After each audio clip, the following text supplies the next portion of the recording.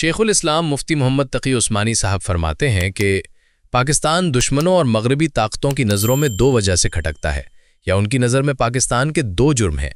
ایک جرم تو یہ ہے کہ یہ ملک اسلام کے نام پر بنا، اور اس کا پہلا نعرہ ہی یہ تھا کہ پاکستان کا مطلب کیا؟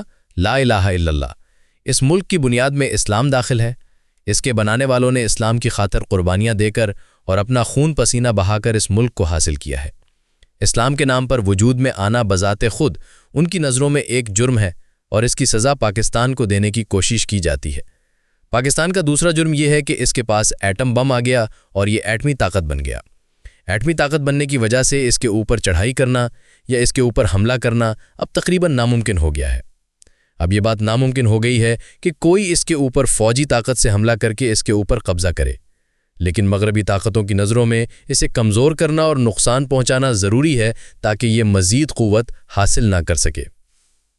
یہ اقتباس شیخ الاسلام مفتی محمد تقی عثمانی صاحب کے بصیرت افروز اور فکر انگیز خطاب سے لیا گیا ہے جو انہوں نے بمورخہ 14 اگست 2022 جامعہ دارالعلوم کراچی میں کیا تھا۔